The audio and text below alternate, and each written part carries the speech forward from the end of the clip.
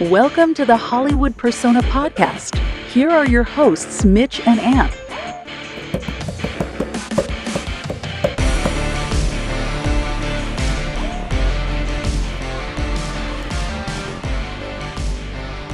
Hello, everyone, and welcome to the Hollywood Persona, a rare episode before 1 p.m. Just barely. Yeah, exactly, just barely. Ant is in his normal habitat. This is where we see you most of the time. I like those shutters where you can just go floop floop. They're pretty convenient, yeah. Yes. You know, man, shutters. The price of shutters has blown me away. Have you ever priced them out? No, but my dad is doing that right now. They're like hundreds and hundreds of dollars. Where you're like, what the hell? Even just the drawstring one. It's. He's getting the ones like you have right there. These are pretty nice. These are pretty nice. And they're but he's got all different size windows. You know, some are smaller, some are bigger, and blah blah blah. So yeah. So I'm in this background because I technically kind of have been living out of my car for the last 6 weeks to 2 months, just between pet sitting, friends' houses, my mom's house. Yeah. And I'm getting ready to get into a truck and be real mobile, so it was good practice for me. So a week at a time, right? Monday to Friday, or I think it's gonna be multiple weeks at a time. Wow. 2 to 3 weeks at a time straight while I'm totally gone. I mean, I could end up in Atlanta and then I'm home, but right. But chances are I'll drive out to, say, Las Vegas and pick something else up and bring it back here, or bring that to Memphis. Just who knows? And then every few days or every few weeks I'll get specific straight 3-4 days of off time. And is it hard drugs that you're moving, or hopefully mostly people? Mostly people. Some cocaine. Oh my god. No, they actually had us do a lot of truckers against trafficking seminars and all this stuff. Yeah, I was I never thought of it, but it's cool. I'm excited to start. We'll see what we'll do with this. I talked to Andrew. He of course said he asked me the other day when's the next time I can join you guys, and I'm like, dude, you might be up in the batting box. Yeah, I'd love to record with them, and then we got Florence there that I'm sure would love to jump on. I was thinking if you and I couldn't get to do this, she'd probably love to talk about Sinners too. I even thought we should have had her on. Yeah, man, anyways, we should have. But that's okay. I'll be excited to hear her thoughts on it. And you're going to LA. Yeah, man. I got a friend of mine did a very nice thing, and as a congrats/graduation from trucking school present, is using some credits he had to take me and him out to Los Angeles, which is a city I've never been to. I've been to many other cities in California, but never to LA. Mm-hmm. So I'm really excited to go check out some of the theaters, go to the Dolby, go to the Oscars Museum, the TCL Chinese Theater, maybe one of Quentin Tarantino's, maybe an Alamo Drafthouse. We'll see how much I can get my friend who's not a movie person to go with me to do these movie stuff. If you're listening and there's something you think Ant really has to see, let us know. If there's something that he cannot miss out on, message us on Instagram, the Hollywood Persona. Yeah. Or something like that. Just let us know if you've been somewhere and you said you will not regret going here, and your non-movie friend will probably enjoy it too. That sounds great.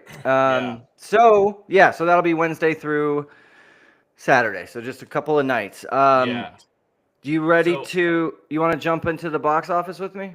Yeah. I want to hear how Sinners is dominating. Yeah, actually, wait. Before we get to the box office, just a reminder. I'm going to try and post this right after we finish so that it's up. Okay. Because I think you have until tomorrow afternoon, anyone listening, if you want to play along in the summer movie wager. Yeah, you have until Wednesday the 30th at midnight, 11:59. So and we are both in it, as well as Andrew Pullman, who is your guest host. I have posted about it on our socials. You can go find the links and stuff there on Instagram.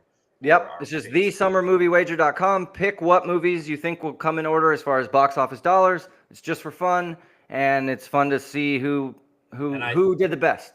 I'm going to change one thing on mine, but I think I'm going to win. It's always fun because you just never know. I mean, you just never know. Last year, I think Inside Out was #1 last summer. Yes. Then Deadpool, and it's just domestic, so it's just USA and Canada, not worldwide. Right. The year that Top Gun came out, like nobody saw it. Everyone had that as like maybe 5th, 6th, 7th, 8th, and that ended up being #1 by far. You know. You know what I don't know what to do with is Mission Impossible, and the because of what the last one did was pretty low domestically, and but the one before that, blew it out of the water, and I don't know. I don't know what this one could do. Apparently, it's almost 3 hours long. Yeah. The early things are saying it's like 2:45. So I really don't know. We know Tom Cruise can still bring people in. I don't know. I know it's a tough one, but yeah. So that's thesummermoviewager.com. It's totally free, and it's just for fun. It's just fun. Yeah, and let us know what your username is, and we will add you to our pool, and we can keep track and. Maybe every few episodes we'll see how everyone's doing. We'll check back. It just runs from May to August, just the summer, and what movies will come in order. So you mentioned Sinners at the top. Let's talk Sinners. That's what we're going to review. Just real quick, as far as box office goes, because this is significant. So it opened very well to like 42, 45 domestic, which is great for a independent R-rated movie, not from a source. So that by itself is great. And then it did the unthinkable. And we never see this. Weekend over weekend, it only dropped 6%. So it made another 40 on top of its like 45. I was looking this up. The last movie to do that was Heart Eyes. That dropped only like 13%, but that opened way lower. I mean, that opened to 2 or 3 million or something. So and then the next weekend was Valentine's Day. That's why it shot up. Right. This one is pure word of mouth. People are seeing it and love it. And this is the like the highest grossing original horror movie in like 20 years or something. That sounds right. It's the only other horror movie to get an A cinema score besides the original Alien back in 1980 whatever. Well, of course. Think of that. That's 50 years of movies. Cinema Score has been polling for 50 plus years. Wow. No other horror movie has gotten an A since Alien. So that just shows you audiences love this movie. Yeah. As I think both of us do, which we'll talk about in just a minute, I guess. Yeah, so its worldwide gross stands at 163. And, you know, I worked last night at the bar at my AMC, and we were just as busy selling so many tickets. People coming up, you know, I ask, what are you seeing? And they say, I just heard Sinners was good. I got to come see it. So it did better than The Accountant 2 came out last weekend. Big property, Ben Affleck sequel. It did better than The Accountant 2's opening weekend. Yeah. Also crazy. And I also said that I don't know what the statistic is, but this is like the first weekend ever, I think, that all the top 3 movies have opened at over $20 million each. The first in a while, yeah. In a long time, yeah. So it was Sinners, and what you just said. Accountant 2 and Minecraft. Minecraft movie, the top 3, all at $20 million. So I mean, and somebody said it's just indicative of our system right now. You gotta. Oh no, it wasn't The Accountant 2. It was the religious movie? No, the re-release of Star Wars. Oh yes. So you had a re-release, sequel, Accountant 2, and an original movie. So. About right. Yeah. For the makeup of what we usually see at the box office. And, you know, I mean, this is so promising because look at Mickey 17, well-known director, you know, original IP, that did pretty badly. So it's just never, ever know. And so thankfully this is doing what it's doing. So why don't we jump over to it and I can set it up. You know, this is Ryan Coogler's 5th film as director. He, of course, we all know him from Black Panther, Fruitvale Station, Black Panther 2, and Creed. Yes. Stars Michael B. Jordan in 2 roles, Miles Canton, Haley Steinfeld, Jack O'Connell, Delroy Lindo, in an incredible performance. And a whole bunch of other ancillary characters, none of the names that I necessarily mention or think need to mention unless you want to call someone out. I would say Omar Benson Miller. He plays Cornbread, and he is very cool and fun in the movie 8 Mile. He's part of Eminem's like crew, Yes. I and had to he look is. him up. Yeah. Me too. I'm like, how do I know this guy? Obviously, you said Wunmi Masuko. No, I didn't. No, she was a standout for me as well. But I know her from some other stuff. Yeah, I was gonna say I don't recognize her. Loki TV show. She was a big character. So. So the movie, I went into not having seen the trailer. So I was, of course, gobsmacked when the movie turns into what it does. And I guess for this review, we can show what the trailer or talk about what the trailer shows. Yeah, and then I think we can get into spoilers, and we'll just mark it in the in the show notes. So okay, well, yeah, we'll do that. So we'll mark the time. So I think it's safe to say both of us would highly recommend it to pretty much anyone. To see it before you listen to any more of this. If you don't care or you have seen it, then the movie is it's like kind of like a vampire-ish drama. It's set in Clarksdale, Mississippi. Mitch, a place I have spent the night. I've been there. Oh, really? I've stayed in a former slave quarter called a shotgun shack in the middle of a cornfield. Oh, wow. So I was even more enthralled with this. I'm like, oh my God, I've been there, Clarksdale. It's known as the home of the blues.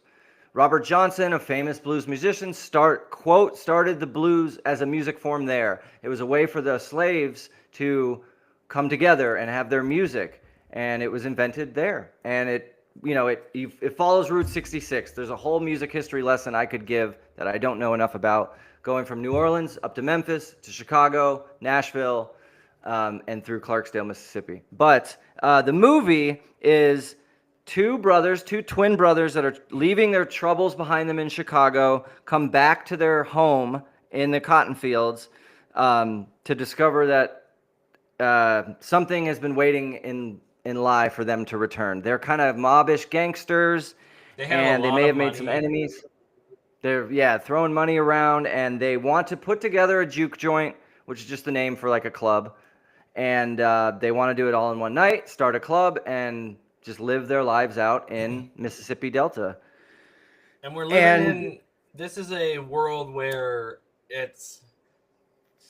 what's the term? It's the Jim Crow era. Right. So slavery is over, but there's still Jim Crow, and it's obviously things aren't great. So still segregated. So the what do they call them? The Shooter Brothers, or God, that's I can't remember this. Smoke and Stack. Smoke and Stack. Yeah. So the Smoke and Stack, and they have come from Chicago. They got all this money. They want to open this place for just their, mostly just black people. They're black for people to kind of have their own place, space, and feel like they're, and after years and years of slavery, and these guys have made money in Chicago being gangsters, and then they come back to this town where it's still, people are still picking cotton, and there's a lot of heavy religion, and there's still whites and blacks only businesses. Yeah, and anything's a sin, right? Like just going to play music is a sin at the start of the movie. So we're not giving anything away here. I'm just kind of the opening. The young guy, Miles Catton, I think is his name. Yeah. He's a newbie. He's really great. He's good. Oh, excellent. He's got a great singing voice. His papa don't want him to. I shouldn't do that. Jeez. His dad doesn't want him to play that devil music.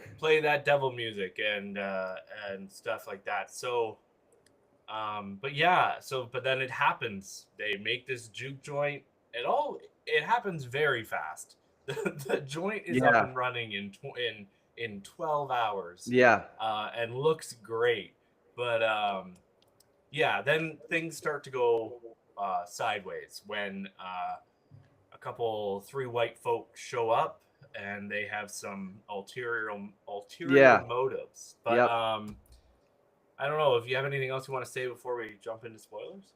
No, before we get to spoilers, I just want to say, if it isn't obvious already, I absolutely love this movie. It's Yeah. Probably my favorite of the year so far. I have now seen it twice already. I saw it with my employees, and then I took 2 of my friends. It's not perfect. It's a 4. To me, it's 4.5 stars. There's a few tiny little nitpicks, and who am I to critique something like this? But it's just a couple scenes were too long, and a couple of pieces of dialogue stuck out to me. Aside from that, it's nearly perfect. It's a great movie. It's very creative. There are a couple like pivotal scenes that will stick with me forever. There's some great long takes. Oh yeah. Talking about segregation, there's a scene where the Asian mother goes across the street to the whites only area to get some supplies, and the camera follows her as she leaves the black side, goes to the white, get what she needs, and then the camera switches and follows her daughter walking back, showing us that as Asians, you can switch between the two. They're allowed to be on the white side. Yeah. There's so much symbolism in here, of course, for oh my gosh. racism and oppression, but overall, to me, this movie is like a love letter to music, specifically black music. Yeah. And the other scene that I absolutely love is when Sammy starts to sing for the first time in the juke joint, where there's a long take where we follow him through and see some really cool spoil that things. Okay. Yeah. Okay, you weren't going No, to. I was just gonna say we see some really cool things that floored me, man. I was just like, oh, I was exclaiming in the theater, like, what? I could see people hating that scene though. At first, I was like, oh no. Me too. Oh like, no. What are they doing? But then you're like, okay, I get what this is. He pulled it off. He pulled it off. He pulled it off, and I could see that. I could see people saying like, okay, what the hell was that? That didn't vibe for me. But so yeah, let's jump to spoilers. I have some more to say, but not necessary. It can be on the spoiler side. So what's the time code? 16 minutes and 55 seconds. Okay, perfect. So the scene where we first meet Michael B. Jordan's 2 characters, Smoke and Stack. Yeah. They're leaning against a truck. Take the cigarette out, light it, pass it to him, because the other one has shaky hands, so the other one lights it for him. Right. It's done so well that I was like, wait a minute, how did they do that? Because I know. Normally when you would do twins, right, you do 2 takes and then you mash them together, but they're like touching and Smoke is going between the 2. It was a very like Ryan Coogler flexing his muscles saying, check this shit out, right? Did you feel that? I thought I could see, like, you know what I mean? Because it was so well done that I thought I could see through it and see the movie magic, but I couldn't. I couldn't. I feel like I was like really trying so hard to see how they did this movie magic. Because if you don't know and you're listening to the spoilers, Michael B. Jordan plays both brothers, Smoke and Stack. And it's not so much later, but in the beginning scenes, they are together a lot. Yes. And they're interacting. They're not. It's not just like reverse shot like we've seen, say, in the Alien Covenant. We get that, right? Right. Yeah. Exactly. This is done way better. Yeah, it's really interesting. Yeah, or not way better. It's just more creative, more risky. They took risks that paid off. The brothers are drawn so well. They feel like 2 independent people. I know Smoke. I know Stack. I know what their motivations are, what their life history has been. Yeah. You know, the one is dating this, is getting with this woman, this older black woman who they had a baby. You know, we're in spoilers. Had a baby. It died. That obviously took an emotional toll on them. Then the other one dated a half breed, a girl that was half white, half black, or had to have black in her family. I think that's an okay word to say, right? Is it? Okay. I think so. I guess Cher says it. So yeah. I'm trying to get a point across. I didn't know she was. I thought Haley Steinfeld was white. I didn't. Me know too. That she was. Apparently she is. I've always had a crush on her. I always think she's incredibly hot, and I always wanted her to do some type of nude scene, which I know is just perverted, but it's just what it is. I think she's really gorgeous. Yes. That's another thing. Speaking of, this movie is sexy as hell. Like, there's R-rated love in this movie, and it's realistic. It feels like people act in real life and talk about sex, and there's emotional tension, and you're like, man, like I really want my Sammy to get with this girl, but she says she's married. Oh, will they hook up or not? Right. It's real. It just felt real. It's just so realistic, and it's like this is why I love movies, man. Like this type of shit. Exactly. What else do you have to add in spoilers? Oh, like how'd the vampires work for you? So much. Oh, you know what? Jack O'Connell, I don't really know him from a whole bunch. I know he was in Skins that everybody liked, and he was in Eden Lake, which is a Oh movie yeah, that I yeah, really, yeah. yeah, He was I in really, the Amy Winehouse movie. He was in Ferrari, but I didn't recognize him. yeah, he's a lot of like smaller roles that that you might not know him from, and I think the first thing that, yeah. He's in Little Fish. Have you seen that? No. The Do first thing I ever saw him in was 71. It was a British thriller war movie back in 2014, and I noticed him. I thought he was really good, but he's Man, just he's been been in a kind lot. of, I've seen him in Tulip Fever. I've seen him in Seberg, the Kristen Stewart movie. I've seen him in the okay. George Clooney Money Monster. So I've seen him, and apparently he has a big role in 28 Years Later. Yeah. I heard someone say And that. he is I Lady think he's Chatterley's lover. he's kind of like he can play young and older, Yeah, and in yeah. this He's movie like, he looks older than I've seen him. So yes. I didn't. Plus, they've got him makeuped up a bit, and they're doing stuff with his eyes because he's a vampire. And I liked how they did the vampires in this movie. I always have loved the vampire trope that you can't They come have to be invited inside, in. you have to be invited in. So they really worked that into this script, and I really liked it. And I don't think they over-explain too. I'm not, No, a I lot of movies beat you over the head. Like this felt, they explained it, but like it yeah, wasn't like I didn't feel dumb. We've talked about that before, where it's like I hate when a movie thinks I'm stupid. yeah, yeah. This this isn't like that. And they do Since have, I, sorry. you go first. Well, I was just saying they do have Wunmi's character, the lady who lost the baby, and she is into, maybe witchcraft and voodoo magic and stuff. She kind of just has that, she's a cool character because she has that background, and she does explain some things. I don't Right. think we would have known certain things we wouldn't have known certain things if it wasn't for her character, which I also found interesting. But I could see people saying like, "Oh, they just put her there to, drive the plot or make the plot go in a certain way." But I liked it. I mean, I did too, and it works, yeah, right? Because she gave him an amulet, before they left, and that's what she exactly. credits as keeping him safe. Yep. And he says, "Oh, but that couldn't save our baby." So like right there, we get that she's into the mystic woo woo bullshit. That Yeah. they had a previous relationship, that they lost a kid. Like it gives us all that in just It that one all sentence. comes full circle too at the end with her and everything. Yeah, Yeah, it's very. I loved her character. I she like was that great. You're right. actress. She's fantastic. I would say my favorite. It's hard to pick, but I want Delroy Lindo for supporting. Me He too. is incredible in this. And he was almost got For an the Oscar Five nom Bloods. for the Five Bloods, and I was rooting for him because I thought he did really well there too.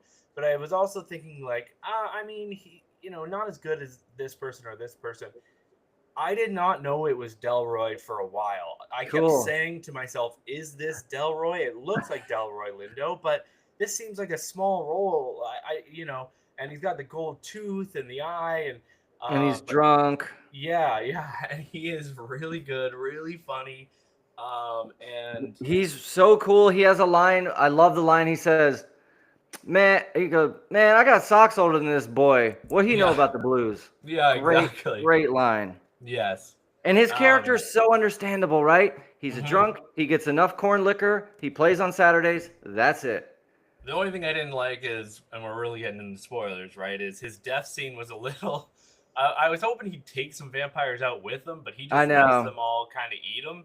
Uh, How did his drops of humor throughout go for you? Because this movie is a drama, a horror movie, and it has some comedic moments. And yes, as Anderson have said before, directing is tone management. You got to be able yes, to do it right.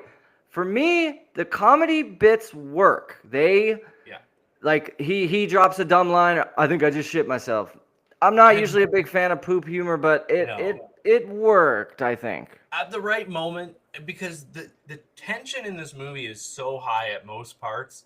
When something like that gets said, it really kind of makes you laugh and helps break that tension. So Yes, I think stuff like that has to be said in the right moment at the right time. If by you're the gonna right do like a character. silly, dumb joke like that, like you expect Adam Sandler to say it in an Adam Sandler movie, but in this, you're like, okay, geez, like, yeah, you're right. I would have shit my pants too. Yeah, man. Um, All the accents were great. Everyone to me sounded Southern. yeah. You Oh know, man. and I usually pick those out because I hear Southern accents a lot here, and they did a great job. Yeah, the It, Sammy for being his first role, he's yeah. incredible. The main character of this movie, great I've been, voice. and you know what we need to talk about is the fucking soundtrack and the score. I've been listening to the soundtrack. I've been listening to Same. the score. I have the Just soundtrack in my playlist. I've listened to it yes. several times. I've played it on a hike. I played it in Yeah. my car this morning. And I This, go between. yeah. Sorry. No, I was gonna say the two songs that I love the most is "Traveling" when he first gets Yes. in the car, When he and then yeah. the other one where he does that incredible shot with the history of black music. Those two songs. Yes, and I also like his duet with the other girl. Yes. That I've been listening to that one as well. And then I'm going That's back to Jamie something. Lawson. Jamie Lawson. She Thank you. plays Pearl.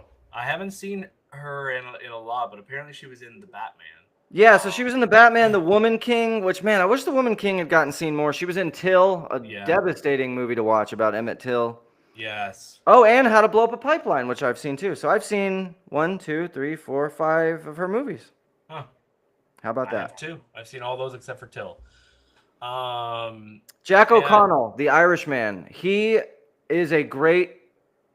Every Villain? decision is made well. The Irish were discriminated against back in those days. Yeah, I didn't. Okay, you're right. They I were. didn't- The Irish were looked down upon. I mean, you basically had to be Protestant white, and that was it. Or the Yeah, Italians yeah. were discriminated against, the Irish. So, it could have been just a white character, but he specifically picked Irish, and I think that has it's poignant. The Asian couple, we talked about them. They didn't have Asian accents. They had American accents. They were from here. They were born and raised here. So an Asian critic I listened to said he liked to hear that. He says he's used to seeing Asians portrayed in movies with the Ching Chong Asian accent, which Right. he finds offensive. I don't care. But Right. it was notable where he was like, oh, I love seeing an American Asian family because that's the family he comes from. I thought that was cool. And they were equals. They were, they were equals. They were treated Yes. equally amongst them. I guess Yeah. I understand that Irish because when he shows up at the door of those two clan members who later become vampires and fight Yes. his side, they want nothing to do with him at first. So I guess that makes sense as to why they wouldn't want anything to do with him. Not only obviously because he looks Right, like right. run down, But partially, yeah. Who's this Irish fool? Yeah, and those other two who played their parts really well too. When the three of them show up at the door of the juke joint, they're creepy. Like, and she's just standing there playing her guitar, and the song they pick, and everything. It's so creepy that like I can understand why everyone else is like don't want to let them in because I wouldn't. Holy fuck, were they just right out of some sort of Catholic, like weird, like VHS you would find. Yeah. Let's all sing to Jesus now. Yes. Crazy. So, and another thing I love about the movie is the vampires have a good pitch, meaning they make what they're selling kind of appealing. They're selling to our vampiric characters, come join us. We will live in unity. Asian, black, white, Irish. Right. They're selling the utopia. We'll have all the music we want. We can play so they're like, it's kind of, I'm watching like, I might join them. Like, yeah, do I really need the sun? Like, could I go without the sun, live for eternity? And when Haley Steinfeld gets killed, she's like, come join us, babe. Like, come be with me. So I like that. We always talk about, we like when movies have good villains or compelling villains or, like Thanos. It's like you can kind of see where he's coming from. Black Panther, you can see where Killmonger was coming from, right? So I like that too. I mean, let's get into our nitpicks because the one that I had a problem with was the one that all movies like this kind of do, and it's the end scene where the vampire is gonna kill the guy, and he keeps saying a speech.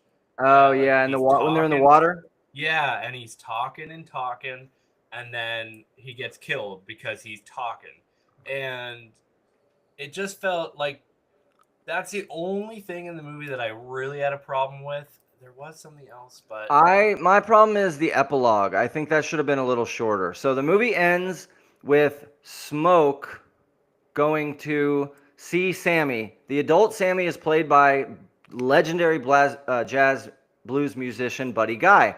yeah. He goes to his place in Chicago. I have been there too with my Uncle Oh, that Paul. is his actual place? Yes, Oh, that's cool. it's a jazz Okay. bar in Chicago. I've been there twice at least. Nice. And he still plays there at 70, 80 years old. So Sammy is now Buddy Guy. He decided to stick with the music anyway.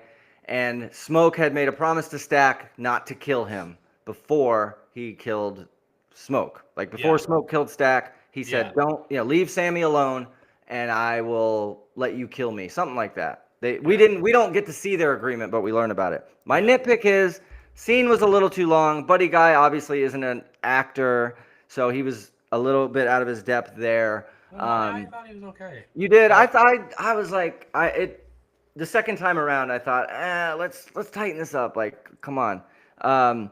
So yeah, that's a nitpick I had, and then just the train station when they go to meet Delroy Lindo. What's his name in the movie? Delta Slim. Okay.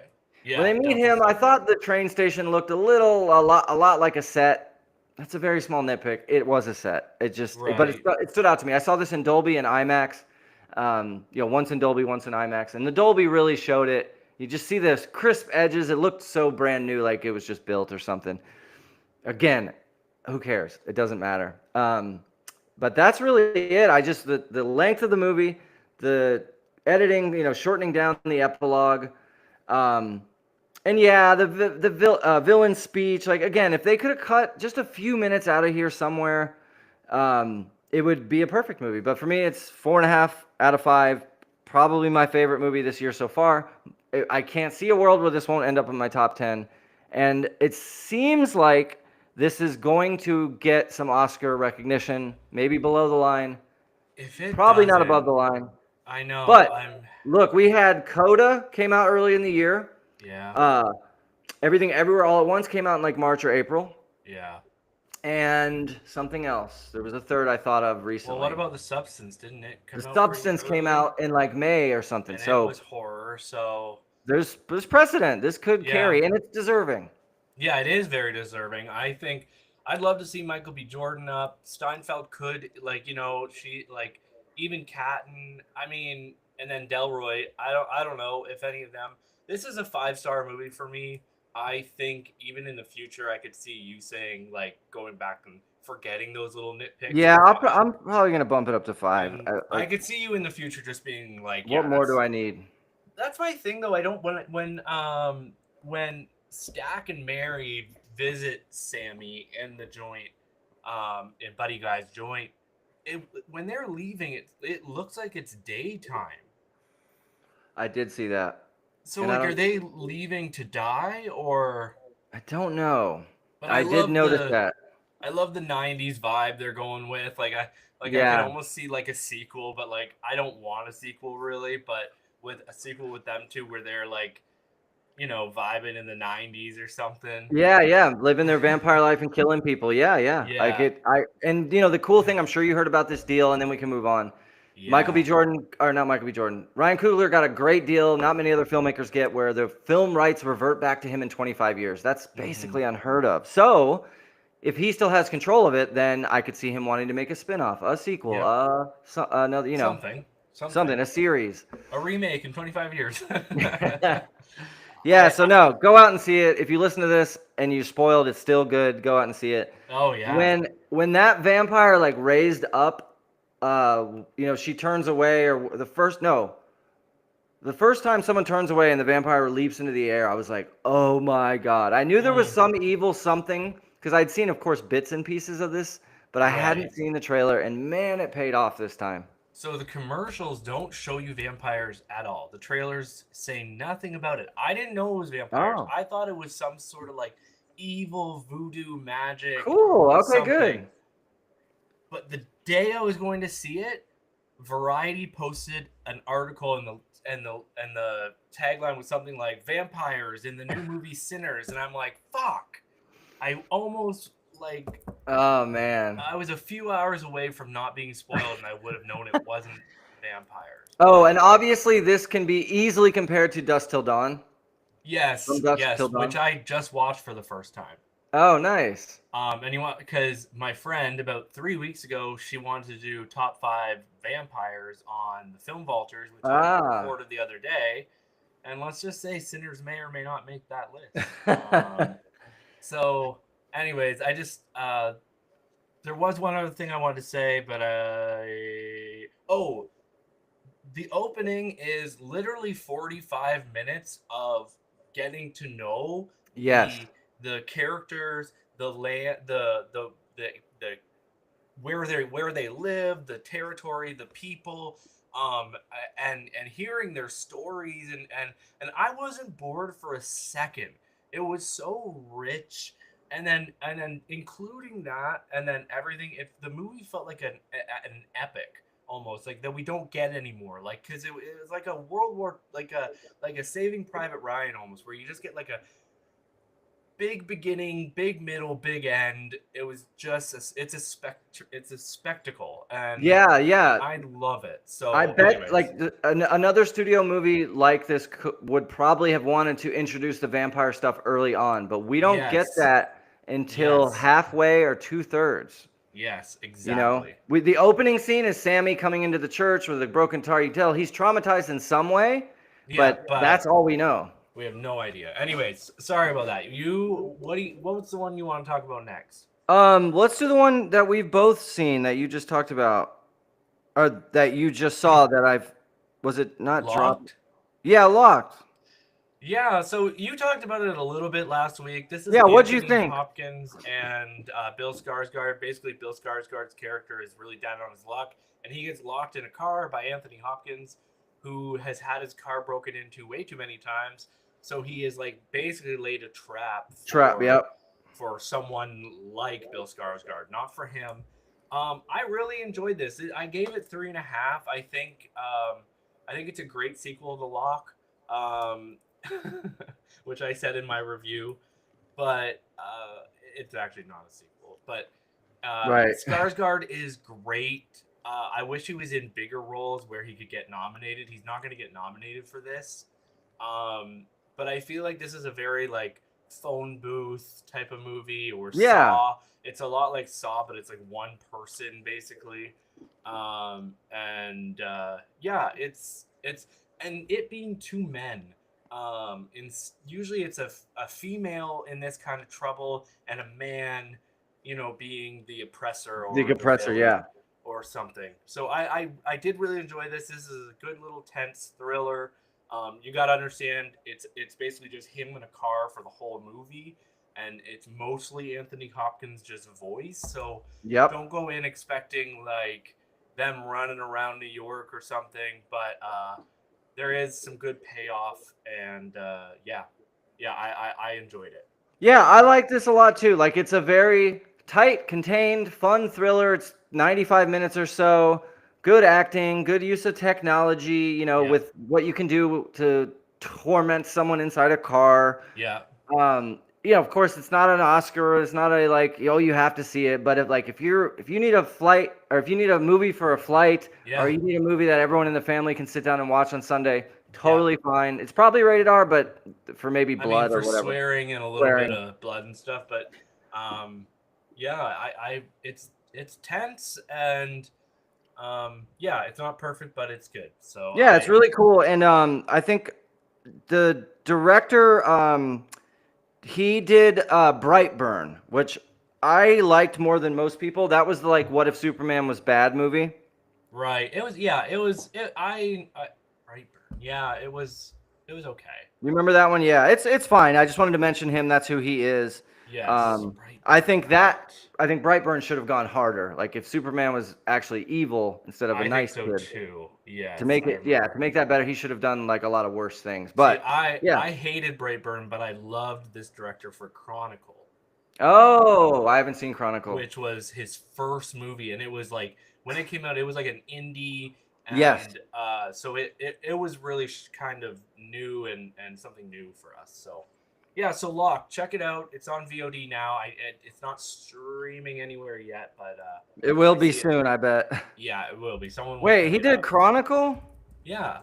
Where is that on his? I don't see that on Letterboxd. The director? Yeah, David Yarovesky.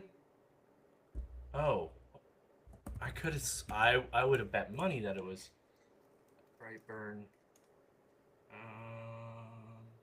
It doesn't matter, but I think you might have gotten mixed up, maybe. I might have. Because Chronicle was Josh Trank. That's the Fantastic Four guy. Right. Okay, sorry, I got a little bit mixed up there. Okay. It's all good. Yeah, so that's Locked. It's great. It's worth a watch. It is. You are going to talk. Sorry, I didn't remember what you're going to talk about. What's No, that's okay. I guess I was just going to mention. So I guess I'll just mention The Shrouds and The Ugly Stepsister together. So The Shrouds is the David Cronenberg new movie. Yep. People know that name. Of course, he's famous for The Fly, Videodrome, Crash. He's the one that made Eastern Promises, History of Violence, on and on and on. He makes like pretty messed up horror movies. Yes. So it's Canadian. Canadian, yes, very Canadian. Has kids who are filmmakers as well. Possessor was made by his son and his daughter. I don't know. It has Vincent Cassel, Diane Kruger, and Guy Pearce, and Sandra Holt. It's a cool techno thriller. It's kind of like, what was the Cronenberg movie where you didn't feel pain anymore, so you could cut yourself open with Viggo Mortensen? Crimes of the Future. Crimes of the Future. Yes. God, I forgot. That movie is out of my brain. It's kind of like Crimes of the Future in a couple of ways.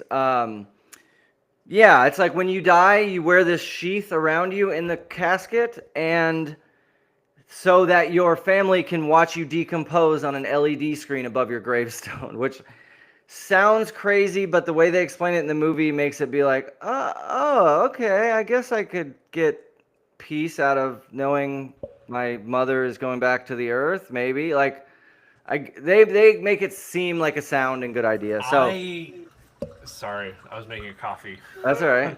I have actually weirdly, in a weird way, thought about that with my mom. Like, it's reasonable, way, but I'm like, my mom is decomposing, going back to the ground, going back into the earth, and it's the first time I've ever thought about it in my life, because it's someone I really love and care about. Yeah. So it's a thought process in my head, and that, I don't linger on it, but it's definitely something that I have thought of. So exactly, and that's like not too weird. It's not. It's really not as weird as it sounds. And again, in the movie, the way for him, the main character, it's his wife who died of cancer, like unfortunately young. He thinks of it as a way to keep connected with her and all this. And so it's an interesting idea. And however people want to process their dead, don't let me stop you. There's all kinds of different burials. There's one where it's called a sky burial. It's a ceremonial thing where the ground they live on is rocky, so they can't bury their dead. So there's a guy, I saw this on a series on HBO called Taboo. A guy fillets out a dead person and lets the vultures and birds come and get them. It's kind of crazy. Yeah. Wow. So there's a song I really love called Graveyard, I think, and I would love, or Wolves, it's called Wolves, and they say, like, let the wolves come and pick my body clean. And I always think, like, that would be such an interesting way to just give back to nature. Like, here's my body. I agree with you, and the coolest way that I would, so I guess once I'm dead, I won't know what anyone does with my body, so I don't care. But if anyone wants to do what I would like, there's these things called pods where they put you in like a a sack under a tree. They plant the tree, and then your body, kind of like from Furiosa, a Mad Max story or saga. Your body just becomes the fertilizer for that tree to grow, and then every time someone sees that tree, they think, "Oh, Anthony is buried under there. His nutrients went back into that tree." I think that's really cool. I think so too. So the other one I want to briefly, so it's good, it's decent, it's fine, it's body horror, 3.5 stars. Brandon Cronenberg. It's called The Shrouds. Good. And the shroud is in reference to the garment that they wear. The other one is The Ugly Stepsister. I just want to mention this real quick. It's Norwegian, and I was hoping it would be this year's The Substance. It's basically a retelling of Cinderella. It is body horrific. This girl tries to mutilate her body to make herself look pretty, which of course gives her short-term gains, but long-term terrible things happen, and it's set back in the 1700s or so, so the technology they have is not great. Tapeworms, you know, she just wants to eat tapeworms. She wants to break her nose with a hammer, so it's like there's just it's brutal. Well acted, it's kind of cute, and it was interesting. It's good. It's called The Ugly Stepsister. It's 3.5 stars. I would rate it. If you're up for something like that, Mitch, I can totally see you watching this. I'm sure. Oh, I will for sure. It wasn't playing anywhere near me. No, this was hard to see. I thought it was going to be a VOD kind of thing because I thought it was one of those you know, like Mickey Mouse horror. Oh yeah, yeah. Or, you know, like Cinderella goes. No, it's got some real production value behind it. Okay. And I think it's in English, but they have Norwegian accents. So yeah, it's cool. It's called The Ugly Stepsister. When it comes to streaming, check it out. Well, what you got? Speaking of what I just brought up, I will be talking about the third movie in. Oh wait, hold on. It is the third movie in the Twisted Childhood universe. That's right. The third movie after Winnie the Pooh, Blood and Honey 2, we have Peter Pan's Neverland Nightmare. Peter Pan. Why? Why? Because I'm invested and I knew you'd be so mad. Look, I want you to enjoy these. Just don't make me. This is the best one of them, for sure. Wait, what's it called? I want to pull it up. Peter Pan? Peter Pan's Neverland Nightmare. I do remember when this was playing, but man. Was it playing? I think it was. Basically, we got like Wendy and her brothers, and one of her brothers gets taken by Peter Pan. Peter Pan, and they don't really like say he is, but he's basically like he takes children and they make. I think he's a child molester. Yeah. Okay, and they meet a twisted version of Tinkerbell. Tinkerbell is a Twinkerbell. Well, yeah, I mean he is Peter Pan's transgender boyfriend. Oh, really? So it is Twinkerbell. Yeah, he wears like a wig, and they have vials of heroin, but they put pixie dust on the side, and Tinkerbell gets the pixie dust for Pan. Hook does have a part in this, but it's gonna be, I think in future movies we're gonna see Hook because yeah, anyways, it's, you know what, like the kid gets taken. It's kind of like a Let's Try to Find the Kid movie.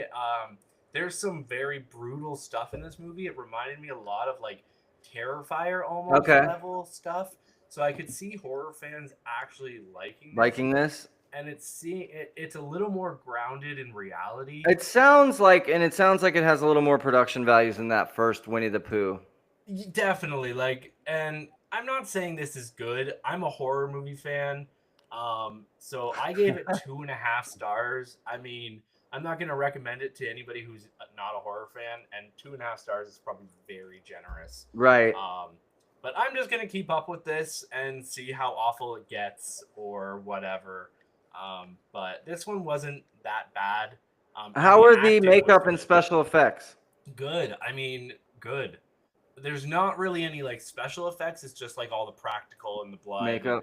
And he gets some wild scars in the opening scene that really I was kind of like, whoa, wow, that was wild. I might check this out. You know, I think I've said this. I've said this before to you. I like Yeah. when a movie has the guts to mess with children. I know because it's taboo. We're not supposed to do it. It's not Mhm. cool. But Terrifier does that. And again, of course, I don't want kids to hurt in real life. Like that's No. awful. But it can be funny on screen to see a kid get killed. I don't know what to say. It's icky, but they pull away from a lot of stuff. Like you get what's going on.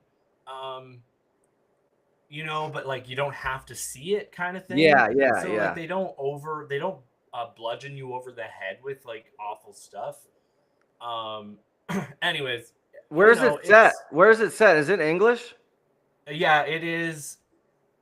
It's set in America, but they're a British family. Okay, yeah, because I'm watching the trailer on my other screen and I saw Yeah, he uses a zip line to initially get the kid off the bike, yeah. throws him on his back, and then this looked like a British bus driver comes up to him Wait, while he's fixing his car. it must be in Britain, I guess. Yeah, it is. Sorry, I don't know because they're all British but it seems very Americanized. Okay. So All right, all right. So that's Peter Pan's Neverland Nightmare. yeah, I 2.5 stars. stupid name. And it's Um, part of the Pooniverse. actually they changed it and calling it the Twisted Childhood Universe. The Ah, I T like the Pooniverse better. the TCU they call it. That's what Come they're on. calling it, the TCU. Oh yeah. I'm So sure you'll this be able to use that acronym with a lot of people and they'll know oh exactly what you're talking about. for sure. So we got this movie. It's called It Feeds.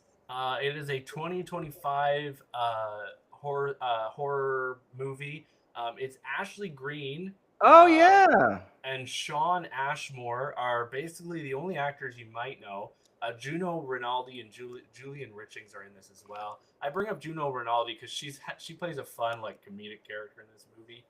Um, Ashley Greene was recently in another horror movie was she? that I saw recently, 2023, Some Other Woman. Not a good movie, but it seems Okay. like she found her niche, you know? Yeah, kind of like oh no, I can't remember the one who did like all who does all the horror movies. She's cute and she did like the Halloween movies, whatever. Okay.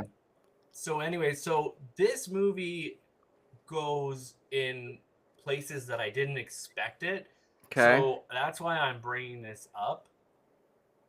Um, Clairvoyant therapist confronts her own personal demons while trying to save a young girl who believes a malevolent entity is feeding on her. yeah, and doesn't that just sound run of the mill?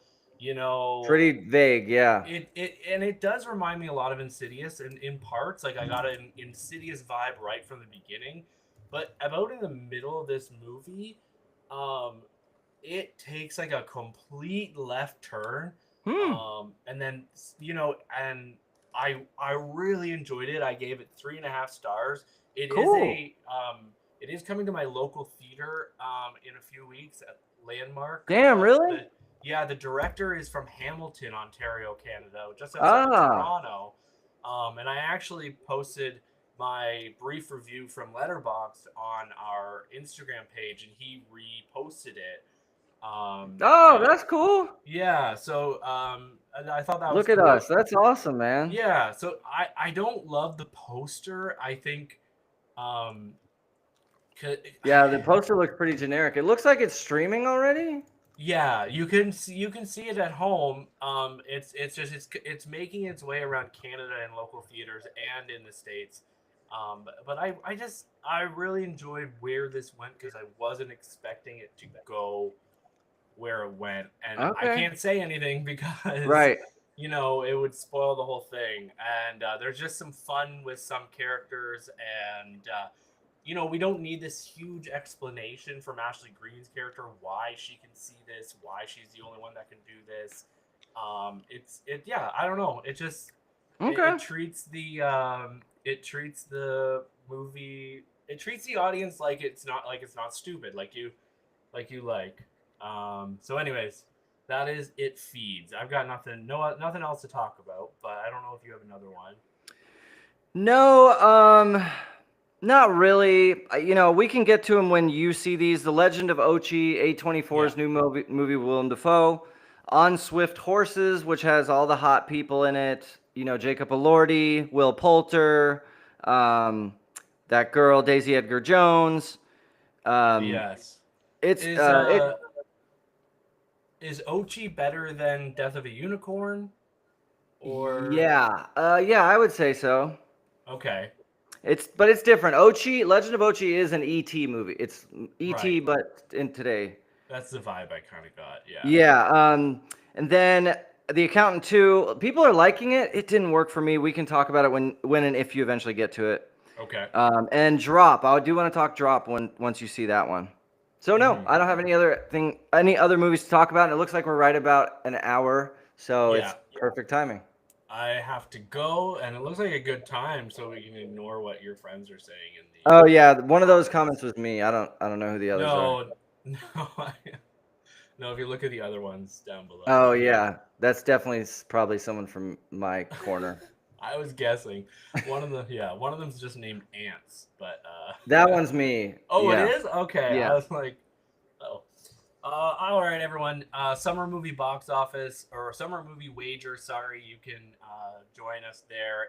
Ant will add the link below, and he will add the time of when we started. 16:55. 16:55 when we started spoilers.